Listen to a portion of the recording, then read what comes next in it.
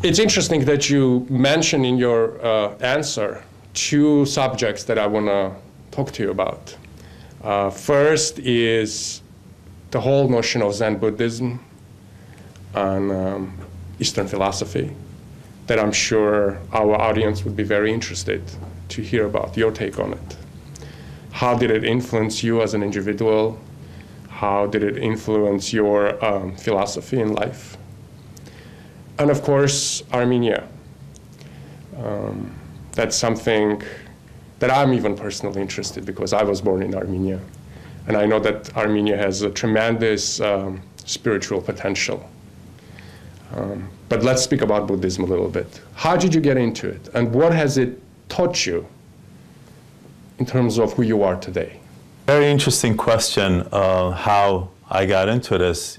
Growing up in a very religious family, you know, my oldest brother is a priest and my mother is very religious, and she instilled deep spiritual religious beliefs in all of us. When I came to this country, I was a teenager and I barely spoke any English.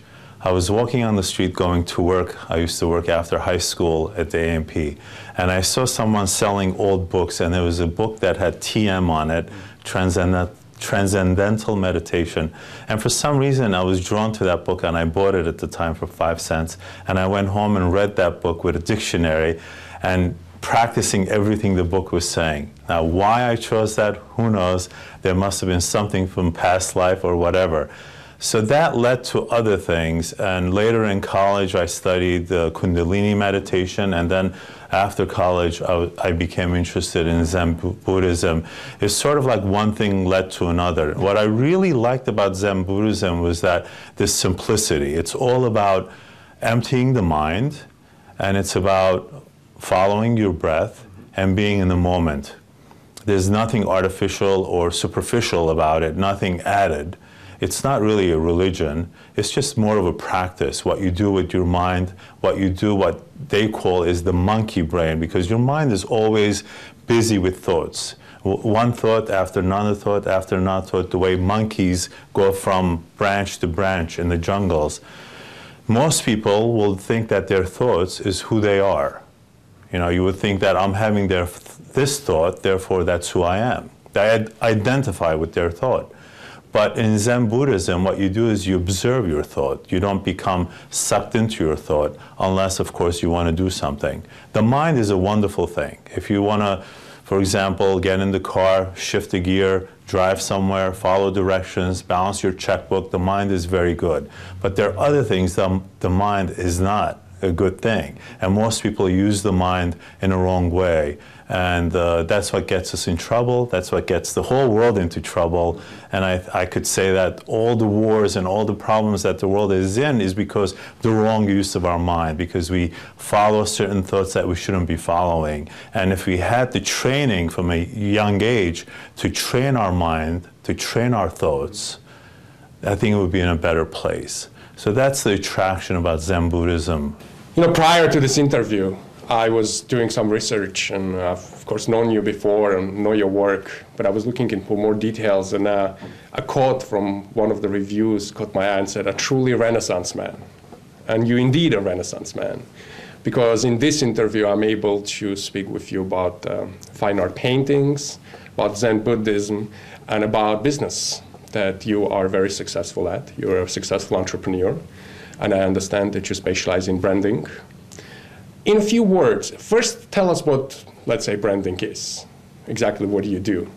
And if you can tie that into you being a fine art painter, because it's a visual work, and into your philosophy. Quick history about branding. It basically was when they used to brand cows with a symbol so that people identified which was your cow, which was my cow. But basically branding is, in a simple example, would be, for example, you have 2 cups of coffee. One is blank piece of cardboard cup. It has coffee in it. And let's say I offer that to you, perhaps you'll be willing to buy that at a coffee shop for $1. And then you have another cup, same paper cup, but has Starbucks logo on it, and all of a sudden, because of the logo and what's associated with that logo, the value in that logo and the perception in that logo, you're willing to pay $3, $4, $5, depending how fancy, macchiato or whatever it is. So that gives you an example what branding does. So you can create much more value from the same bottle of shampoo or from same jar of cologne by just the association with the name and the logo on it. Earlier in the conversation, you mentioned Karahunj in Goris region, and you mentioned that a visit there had a profound experience on you, not in terms of its spirituality or its historic value, but in terms of our motherland, a place that represents us, a place where we go to find a larger purpose, to find a larger connection, a larger sense of identity. Tell us in a few words, firstly, when did you visit Armenia for the first time and what impression you had? My second question is, how are you connected with Armenia today? And of course, that trip was a real eye-opener. I was, young. I had just began my career at NBC. But it wasn't until my visit there, I would say maybe 5, 6 years ago, where I was invited. Actually, we went there with a group of people. Here I need to tell you a little bit about Gurdjieff, the philosopher. This philosopher Gurdjieff, which I've been studying for the last 20-some years, he's part Armenian. He was born in Gyumri. So the reason of our trip was to go there and to give lectures and talks and some demonstrations of his music and movements to Armenia. It's sort of like we were bringing Gurdjieff back to his motherland. Because of the Soviet time, his philosophy was forbidden, and many people didn't really know about him, or they've heard of him, but they really didn't understand what his teaching was all about, because he taught to Russian students and European students in Paris. So many of his teachings were not really accessible or translated in Armenian at the time.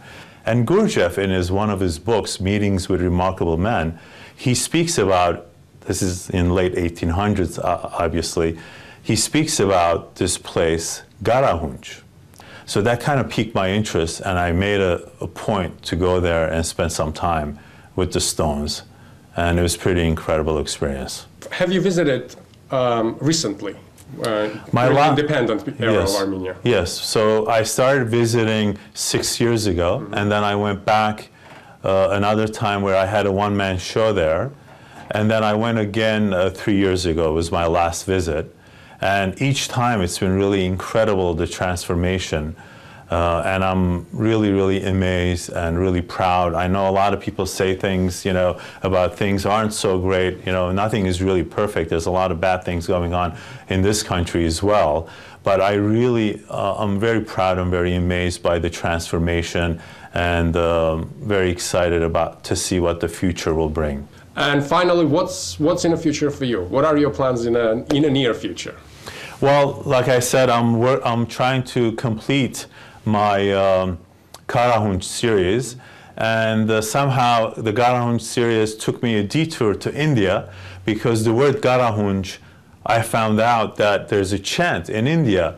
They chant Karahunj, Karahunj, Karahunj. So I wanted to follow all the way to India to see why this name Karahunj that's in Armenia is being chanted in India. So it took me to this Kali temple on one of my trips to India, and that kind of put some added energy and oomph in the work. So I'm really excited about that. But I also have a show coming up in February. I think it's going to be February 11, and it's going to be in Manhattan. And we can post the information on my Facebook, KalayjianFineArts.com. And I'm really looking forward to that. But that show is going to be on the Vibration series, which is really about my work with the Gurdjieff philosophy and the Fourth Way. And the Karahunj series most likely will be shown in 2013, but 2012 will be the Vibration series, which is a very exciting series. This has been a fascinating conversation. Thank you very much for this opportunity. You're very welcome. And we are certainly very much looking forward to seeing your new work. And we'll make sure that we update our audience with all of your new endeavors. And best of luck and happy 2012. Thank you. Thank you so much. Really appreciate it. Absolutely. Thank you.